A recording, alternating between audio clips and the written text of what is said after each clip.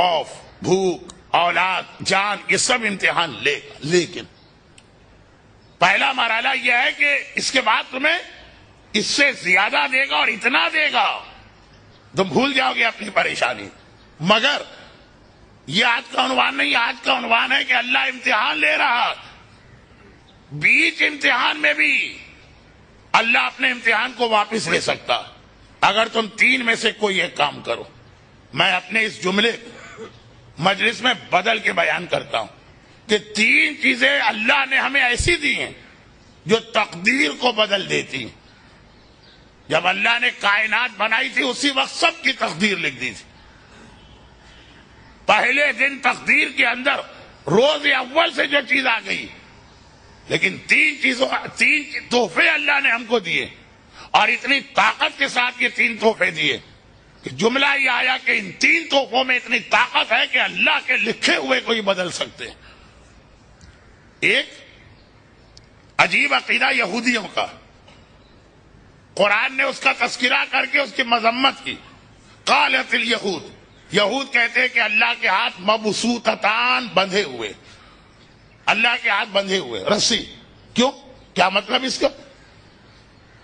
مطلب یہ ہے کہ اللہ نے آپ کی تقدیر میں لکھ دیا بیماری آئی، اب وہ کہتے ہیں اللہ لکھ چکا، لکھے ہوئے کو کوئی نہیں بدلتا.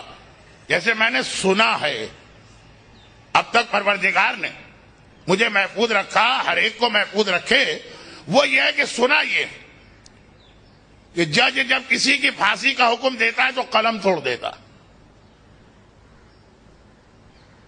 آج ملت کے مسائل کے حوالے سے ایک شہید کے ایک مقدمے کا فیصلہ ہونا، پروردگار ہمارے تمام بے گناہ اسیروں کو رہا کرے اور ان تمام ظالموں کو جو کسی وجہ کے سہت گرفت میں آ گئے ہیں کیفر کردار کو پہنچائے. سنا ہے کہ جج قلم توڑ دیتا. یہودی کہتے اللہ نے لکھ کے قلم توڑ دیا، اب اللہ کے ہاتھ بند گئے، اب اللہ بھی اپنے فیصلے کو نہیں بدل سکتا. قرآن کہتا ہے خلق، اللہ کے ہاتھ، یہودی کہتے ہیں مغلولتان، خدا کہتا ہے مبسوطتان. لکھ دیا اللہ نے آپ کے گھر میں غربت، لکھ دیا اللہ نے آپ کے گھر میں بیماری، لکھ دیا اللہ نے آپ کے گھر میں اولاد نہیں، لکھ دیا اللہ نے کہ آپ کے کاروبار میں کوئی برکت نہیں.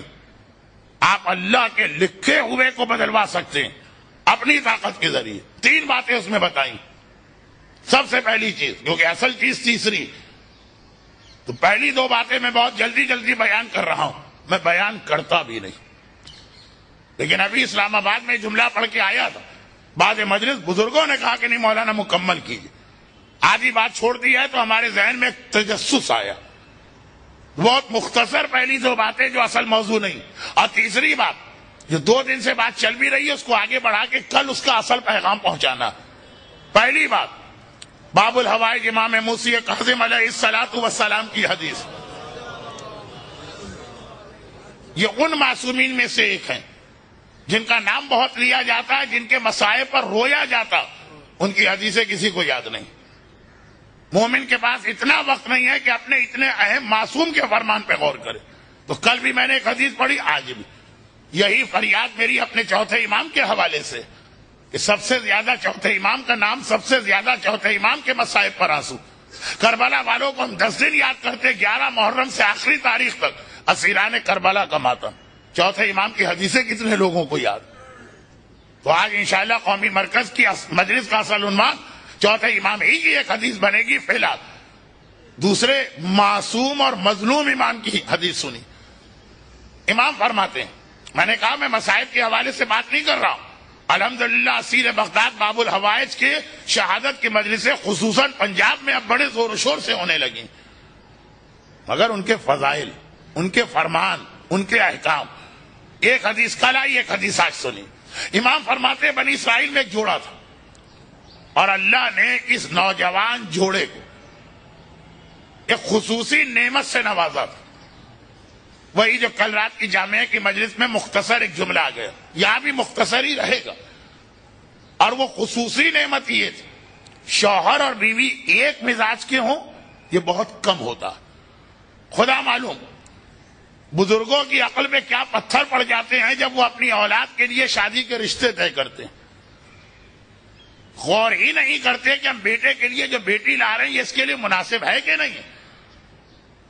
وہ اپنے حساب سے دیکھتے ہم اتنے پیسے والے تو سامنے والی پارٹی بھی اتنی پیسے والی، ہمارا اتنا بڑا کاروبار ان کا بھی ایسا کاروبار، ہماری اتنے کنال کی کوٹھی ان کے بھی اتنے کنال کی کوٹھی۔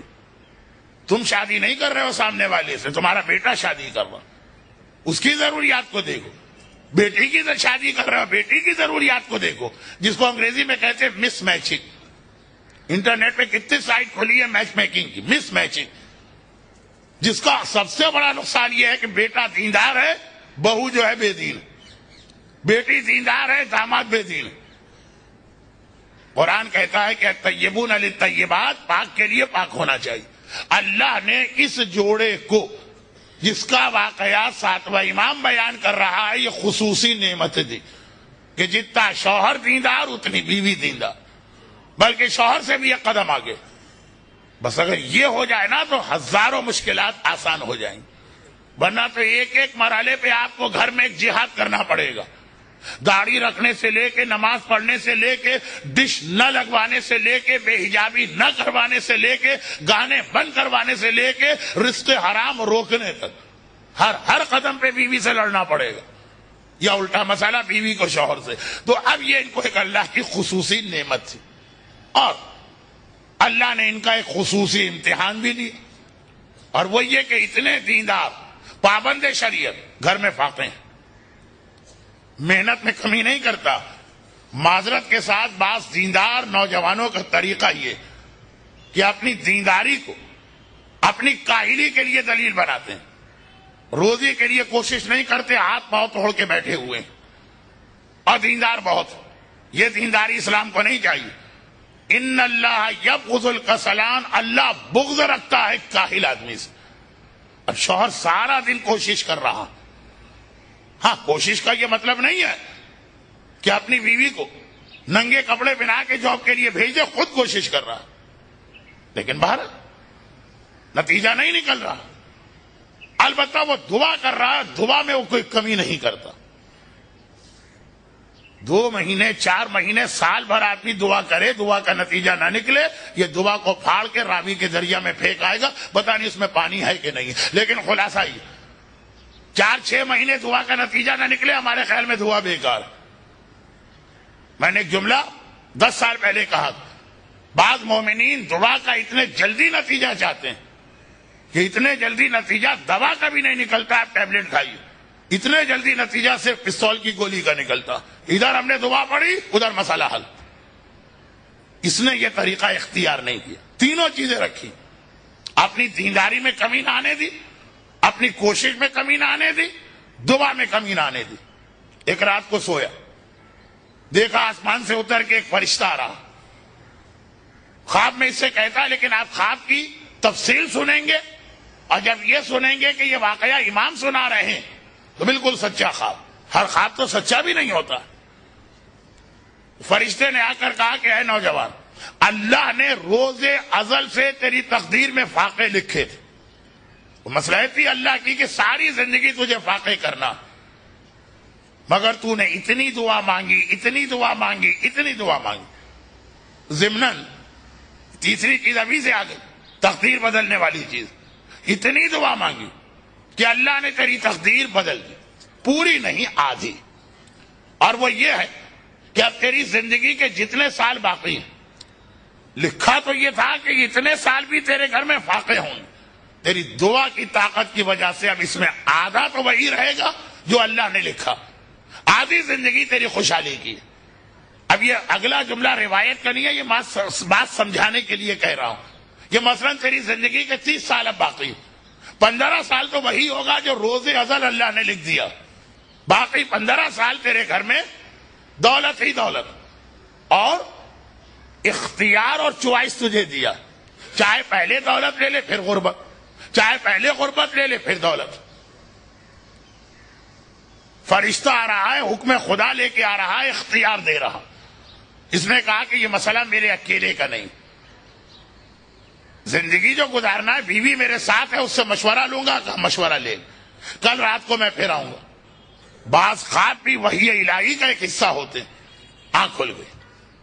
اب پہلے تو یہی یقین نہیں ہے کہ سچا خواب ہے کہ جھوٹا خواب ہے، لیکن سچا ہو کہ جھوٹا ہو.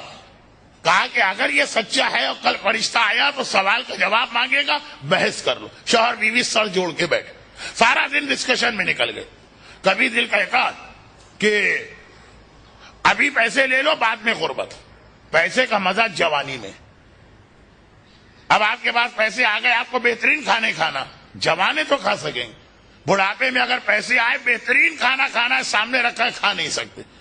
اس میں شکر ہے تو آپ ڈائبٹک پیشنٹ ہے, کھا نہیں سکتے. اس میں نمک ہے تو آپ بلڈ پریشر کے پیشنٹ ہے, کھا نہیں سکتے. اس میں فیٹ اور چکنائی اور سیچوریٹڈ فیٹس ہے, آپ کو کورونری ڈیزیز ہے, خدا نہ کرے امراض قلب ہے, آپ نہیں کھا سکتے. اس میں فلاں چیزیں, آپ کڈنی کے پیشنٹ ہے, نہیں کھا سکتے. بڑھاپا تو اسی کا نام ہے نا کہ سارے اسپیئر پارٹ آدمی کے جواب دینے لگتے ہیں. جیسے پرانے ماڈل کی گاڑی کس طرح چلتی کہ اس کی ہر چیز بولتی ہے سوائے ہارن کے. تو کڈنی سے لے کے, لیور سے لے کے, دل سے لے کے, دماغ سے لے کے, پینکریاس سے لے کے ہر چیز بول رہی ہے. فائدہ کیا ہوا؟ دولت کے ڈھیر لگے ہیں, کھانے بہترین اور لذیذ سرین ہے, دیکھو خالی. کھانا تو دیکھنے کی چیز نہیں ہے نا. دل چاہ رہا ہے گھومنے کا, پیسہ آ گیا ہے نا. بہت تعریف سنی ہے ڈزنی لینڈ کی, بہت تعریف سنی ہے سوئٹزرلینڈ کی, بہت تعریف سنی ہے ہانگ کانگ. جا ہی نہیں سکتے, کسی کے گھٹنے درد کر رہے ہیں, کسی کے نٹ بول جو ہیں وہ ڈھیلے پڑ گئے ہیں, سفر کرنا مشکل, جہاز کی سیٹ پہ بیٹھنا مشکل. پیسے بھی ہیں, ٹکٹ بھی ہے, ویزا بھی ہے, پیسے آ گئے تو ویزا تو خود بخود ملے, جا نہیں سکتے. کا مزہ تو جوانی میں. بڑھاپے میں ویسے ہی ایک بستر پہ, ایک چارپائی پہ لیٹنا. زیادہ ہی بوڑھے ہو گئے تو ٹوائلٹ بھی وہی چارپائی بن جائے گی. اس وقت جیسا بھی ہے گزارا کر لیں گے. اور کبھی دل کہتا ہے نہیں, غربت اپنے ساتھ خالی فاقہ نہیں لاتی, بہت پریشانیاں لاتی ہے. ابھی جوانی میں طاقت ہے, برداشت کر لے گی. بڑھاپے کے اندر جب اولاد بھی والدین کو چھوڑ کے چلی جاتی, اس وقت ضرورت ہے کہ پیسہ ہو, اولاد نہ ہو تو اپنا نوکر خود رکھ لیں, اپنا نرسنگ ہو خود بنا لیں, پورا دن فیصلہ. کچھ زیادہ میں نے وقت برباد کر دیا آپ کا, لیکن خلاصہ یہ ایک فیصلے پہ پہنچ گئے. سویا, اب یہی پتا نہیں کہ کل کا خواب میں تو آدمی پتا نہیں اپنے آپ کو کیا کچھ دیکھتا, سچا تھا کہ جھوٹا تھا. سو گئے, فرشتہ آیا, کہا بتاؤ کیا, میں بات مختصر کروں, کیا چاہیے. کہا کہ ہم نے فیصلہ کیا ہے کہ دولت جوانی میں چاہیے, بڑھاپا تو جوتوں گزار لیں. اگلے دن سے ایسی چھپر پھاڑ کی دولت دی. یہ اردو محاورے کے مطابق اب یہ مٹی کو ہاتھ لگاتا ہے تو سونا بن جاتی. کہا اتنی کوشش اور محنت کی اور ایک پیسہ نہ ملا. کہا گھر میں بھی بیٹھا ہوا ہے تو خود ہی دولت دوڑ دوڑ کے اس کے گھر پہ آ رہی. بعض بزنس مین ایسے ہوتے ہیں کہ سارا دن جو دکان میں چیخ چیخ کرے تو بڑی مشکل سے گھر کا گزارا ہے. اور بعض ایسے ہوتے ہیں کہ 8 سے 12 بجے دوپہر کو اٹھتے ہیں, ٹیلی فون پر ہی اتنے سارے سودے آ جاتے ہیں کہ گزارا ہو گیا. گزارا تو میں نے ایسے ہی کہہ دیا. خیر, خلاصہ یہ کہ اگلے دن سے دولت ہے, مکان بھی اچھا لیا, سواری بھی اچھی لی, ہر چیز بدلی, کیونکہ اللہ پسند کرتا, سوائے ایک چیز کے وہ نہیں بدلی. اور وہ ہمارے یہاں بزنس مین سب سے پہلے وہ بدلتا ہے, یعنی بیوی. جس کی جیب میں پیسے آتے ہیں بیوی اس کو پرانے ماڈل کی لگتی. یہ ہونی چاہیے لیٹسٹ 2009 کا ماڈل. خیر, تو اس نے باقی ساری چیزیں بدلی, بیوی نہیں بدلی. یہ ہے اسلام. اور چند دن تو پیسے کا ایک نشہ چڑھا, حرام میں نہیں گیا, حلال. مگر جو چیزیں پہلے حسرت سے تکتا, ایک دن بیوی نے اسے بٹھایا اور کہا ہم نے غربت کا زمانہ گزارا, ہمیں پتا ہے غربت کسے کہتے ہیں. ہمارے رشتہ داروں میں کتنے ہی غریب, اللہ نے ہمیں اتنا دیا, اپنا وقت کیوں بھولو. ان کی بھی غربت کا خیال کر کے اس نعمت خدا میں ان کو شریک کرو. بیوی بھی دیندار, شوہر بھی دیندار. بیوی نے مشورہ دیا, شوہر نے قبول کیا اور دینا شروع کیا. کسی نے ڈرایا بھی کہ بھائی اگر تمہاری دولت ختم ہو گئی تو کوئی تمہاری مدد کو نہیں آئے گا, یہ بھی نہیں آئے گا جس کو آج دینے جا رہے ہو. کہا کوئی پرواہ نہیں, مگر دولت کیسے ختم؟ اللہ کا وعدہ ہے 15 سال غربت آ نہیں سکتی. اس وقت ان کے ذہن میں یہ خیال نہیں تھا کہ غربت آ نہیں سکتی. خیال صرف یہ تھا کہ جس امتحان سے ہم گزرے, آج جو گزر رہا ہے اس کو یاد کرو. چنانچہ دولت دیتے رہے, جتنا دیتے رہے اس سے بڑھ کے آتی رہی. 2 وجوہات سے, ایک کا تعلق اس سے ہے, دوسری کا ہم سے. پہلی وجہ یہ تھی کہ اللہ کا وعدہ تھا کہ تیرا ہاتھ کبھی خالی نہیں ہوگا. پیغمبر نے زینب کبریٰ کے شوہر عبداللہ ابن جعفر طیار سے یہ کہا. جب جعفر طیار شہید ہوئے تھے اور رسول اللہ ان کا پرسہ دینے کے لیے ان کی بیوہ جناب اسما بنت امیس کے گھر میں گئے تھے, اور جناب اسما نے فریاد کی تھی کہ یا رسول اللہ، راہ خدا میں شوہر کی قربانی تو ٹھیک، لیکن بیٹا میرا اس وقت بہت چھوٹا، باپ کی ضرورت۔ پیغمبر نے سر پہ ہاتھ پھیر کے کہا تھا میں دعا دیتا ہوں اس کا ہاتھ کبھی سونے سے خالی نہیں ہوگا۔ ایک اکیلا آدمی اتنا مالدار بنا کہ کبھی حکومت شام کو قرضہ لینا پڑتا ہے تو ان سے لیتے ہیں۔ جب یہ اللہ کا ایک وعدہ ہوتا ہے کچھ لوگوں سے۔ عبداللہ ابن جعفر طیار جناب زینب کبریٰ کے شوہر، تو ایک تو اس وجہ سے کہ اللہ کا وعدہ تھا، دوسرا یہ کہ محاورہ ہے کہ دولت کو دولت کھینچتی، اور اسلام کہتا ہے کہ رشتہ داروں پہ اور والدین پہ جو خرچ کیا جائے گا، جتنا خرچ کرے گا، خالی وہ جوان نہیں جس کے پاس فرشتہ آیا، ہمارے پاس تو سوائے ملک الموت کے اور کوئی نہیں آئے گا، لیکن ہم سے بھی اللہ کا وعدہ، رشتہ داروں پہ خرچ کرو، والدین پہ خرچ کرو، اولاد پہ خرچ کرو، جتنا خرچ کرو گے اس سے زیادہ آئے گا۔ تو دولت آ رہی، 15 سال گزر گئے، دیندار تھے تو اپنے وعدے کو یاد رکھا تھا۔ سب سے پہلے ہم لوگ اپنا اللہ سے کیا ہوا وعدہ بھولتے ہیں۔ پریشانی کے عالم میں ہم نے اللہ سے ایک وعدہ کر لیا، پریشانی دور ہو گئی، بھول گئے کیا وعدہ۔ خیر اب یہ وقت چونکہ آپ کے آفس جانے کا ہو گیا تو بات مختصر کروں۔ ٹھیک 15 سال کے بعد ڈائری میں نوٹنگ تھی کہ فلاں تاریخ کو پورے 15 سال مکمل ہوں گے۔ رات کو سوئے تو مطمئن سوئے، ہم نے وعدہ کیا تھا، ہمارا چوائس تھا کل سے ہمارے گھر میں فاقے آئیں گے، کوئی بات نہیں۔ رات کو سویا اور انتظار کے ساتھ سویا تو فرشتہ نظر آیا، فوراً پہچان لیا اسے۔ بھائی جو بچہ مجلس میں بیٹھا یہ 15 سال کے بعد آئے گا، میں نہیں پہچان پاؤں گا۔ 15 سال میں آدمی کچھ کا کچھ ہو جاتا، جوان آدمی کو دیکھا بال سفید ہو جائیں گے، چہرے پہ چشمہ لگ جائے گا، کمر جھک جائے گی، فرشتے میں تو کوئی فرق نہیں پڑتا، وہ 15 سال پہلے جیسا ہے ویسے ہی 1500 سال کے بعد بھی ہوگا۔ چنانچہ فوراً پہچان لی، جیسے ہی آیا۔ اب دیکھیے اتنا دیندار، کہا کہ میں سمجھ گیا کیوں آ رہا، میں تیار ہوں، میرا وعدہ تھا، میں نے خود اپنی زبان سے اقرار کیا، کل سے فاقے ہوں گے، ٹھیک ہے۔ مسکرا کے کہا کہ ذرا ٹھہر تو جاؤ، اتنی جلدی کس بات کی ہے؟ میں اس وقت دوسرا پیغام لے کے آیا ہوں۔